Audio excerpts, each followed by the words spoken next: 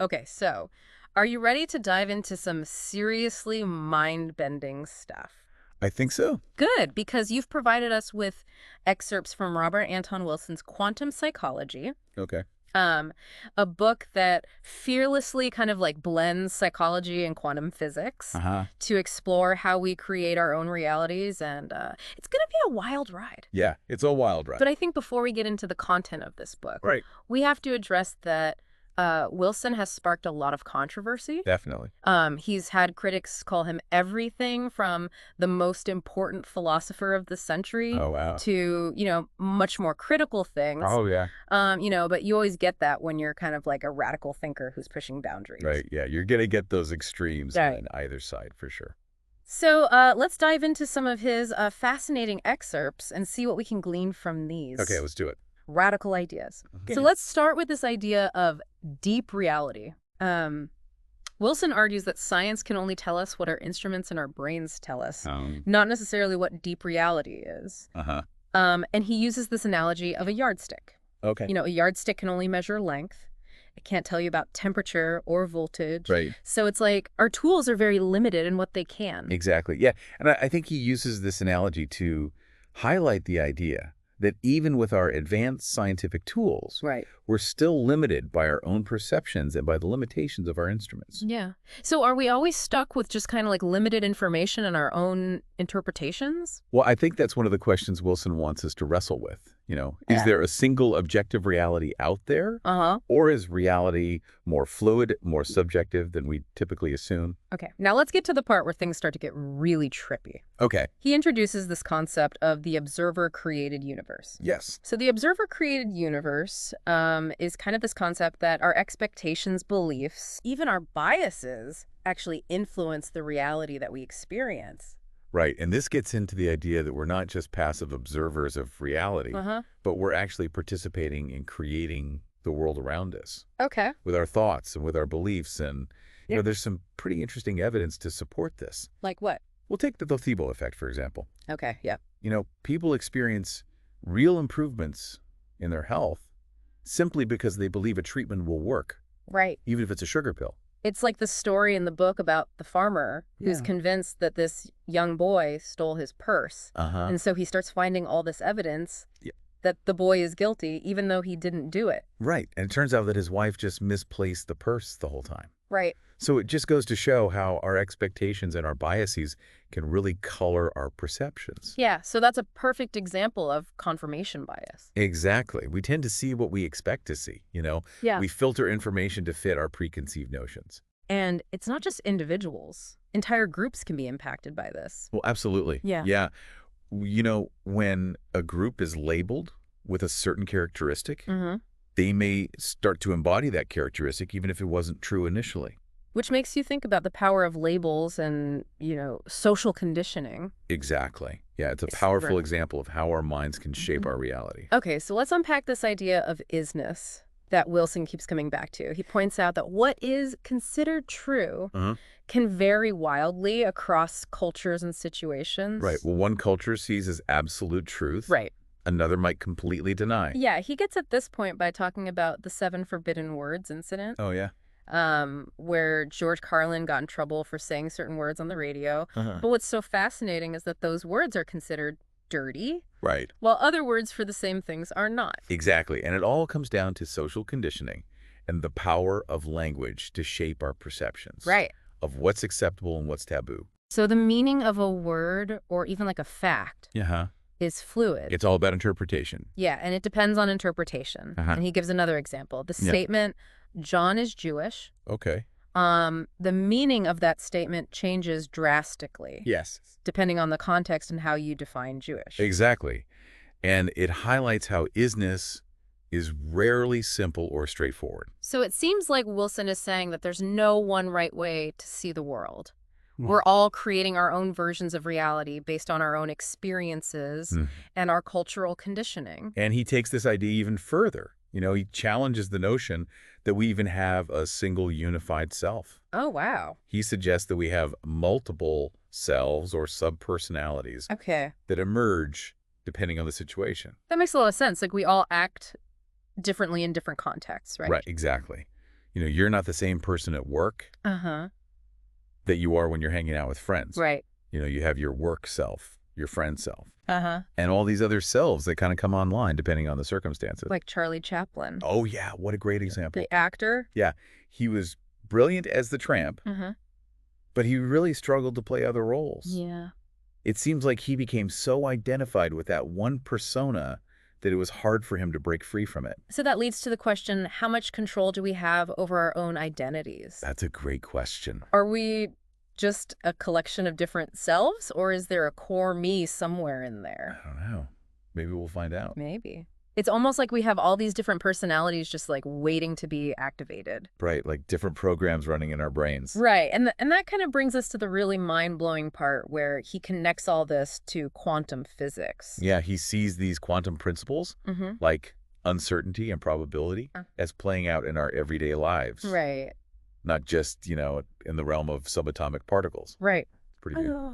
So let's talk about Schrodinger's cat. One of the most famous thought experiments in quantum physics. It's classic. I have to admit, it still kind of makes my head spin. Yeah, it's a head scratcher. So can you explain it in simple terms? Yeah, sure. So basically, you imagine a cat sealed in a box with a device that has a 50-50 chance of releasing a lethal poison. Okay. And according to quantum mechanics, until we open that box and observe the outcome, the cat is both alive and he's dead. Whoa. It's only the moment of observation that the wave function collapses, and we see a single definite reality. So until we open the box, the cat exists in this kind of like superposition of both possibilities? Yeah, it's in this state of uncertainty where both possibilities exist simultaneously. Okay. Until we make the observation. But how does this relate to our own lives? Well, think about the decisions you make. Are you ever 100% certain about the outcome of a choice? Right. Or you're always dealing with probabilities, multiple potential futures branching out in front of you. Yeah. Could it be that in a sense, all potential outcomes exist simultaneously until you make that decision and you collapse the wave function? Okay. I think I'm starting to get it. Good. But it's still a lot to wrap my head around. I know, it's mind-bending stuff. Yeah. But it is kind of fascinating to think about how these quantum concepts could actually be reflected in our own psychology and decision-making. Absolutely. And it goes even deeper than that. Really? Wilson introduces this idea of the non-local self. Okay. Which really pushes the boundaries of what we think we know about ourselves and the universe. Okay. Non-locality. Yeah. Refresh my memory on that one. Sure. So non-locality is this idea that things can be connected even across vast distances in ways that defy our classical understanding of space and time. It's like two particles being linked so that what happens to one instantly affects the other. Oh, wow. Even if they're light years apart. Didn't Einstein call that like spooky action at a distance or something? He did. And for a long time, it was one of the most baffling aspects of quantum physics. But experiments have actually shown that these non-local correlations are real. So how does this apply to the self? Well, Wilson suggests that if particles can be non-locally connected, maybe our consciousness is not as confined to our individual bodies. As we tend to believe. So maybe there's some kind of deeper level of interconnection. Right. Like a quantum entanglement between minds. Yeah. Or even a universal consciousness that we're all a part of. So instead of thinking of ourselves as like these isolated individuals, maybe we're more like nodes in a vast interconnected network. Exactly. And that raises some really profound questions about the nature of identity. And free will and our place in the universe. That's a lot. Yeah. So where does this leave us if reality is kind of like this malleable, this open to influence? Yeah. Does that mean we have the power to shape it? That's the big question. To consciously create the experiences we want? Yeah, maybe we do. So if reality is this like, I don't know, malleable, this open to influence, does that mean we actually have the power to change it? Can we like reprogram our, as Wilson calls it, our brain software to create a different experience for ourselves? Well, that's the million-dollar question, right? Yeah. And I think Wilson would say, absolutely, we do. He really believes that we're not just these passive recipients of reality. We're active participants. We're actually co-creating our experiences. So it's less about feeling like, oh, I'm stuck with these circumstances, and more about, okay, I actually have some control here. I can start to actually shape my reality. Yeah, it's about recognizing that you have agency. And I think one of the first steps, according to Wilson, is becoming aware of our own mental programming. Mm. We all have these ingrained beliefs and assumptions about ourselves, about the world, and these programs they're running in the background all the time, you know? They're shaping our perceptions, they're influencing our choices, they're really affecting how we experience life. It's like having all these apps running on your phone that you don't even realize are there, just draining your battery, slowing everything down. That's a great analogy. And just like you can go into your phone settings and close those unnecessary apps, Mm-hmm. Wilson would say that we can start to identify and reprogram those limiting beliefs, those assumptions that aren't serving us anymore. So how do we actually do that? How do we actually rewrite those mental programs? Well, Wilson provides a lot of different techniques in the book, but a lot of it boils down to, cultivating a sense of awareness, mindfulness, paying attention to your thoughts, your feelings, your reactions, noticing those patterns, those habitual patterns that keep playing out in your life. So it's like becoming more aware of the software that's running in our minds. And once we see those programs clearly, then we can start to make more conscious choices about, okay, do I want to keep running this program or do I want to, hit delete? Yeah, it's about becoming the programmer of your own mind rather than just letting those default programs run on autopilot. That's pretty empowering when you think about it. It is. And it's not just about changing our internal reality either. It's about influencing the external world as well. Wilson talks about how our thoughts, our beliefs, our expectations can actually shape the events and circumstances we encounter.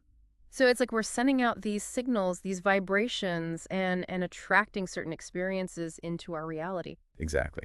And he even suggests that we can use techniques like visualization or affirmations to consciously direct those signals and manifest the things we want. Now, I know some people might be a little skeptical of that. It sounds kind of, I don't know, woo-woo to say, oh, I can just manifest things by thinking about them. Yeah, I understand the skepticism, but if we go back to that concept of the observer-created universe, the idea that our consciousness plays a role in shaping reality, it starts to make a little more sense. So it's less about like, positive thinking and more about recognizing the power of our minds to actually influence reality. Yeah, it's about shifting your perceptions, aligning your beliefs with the experiences you want to create.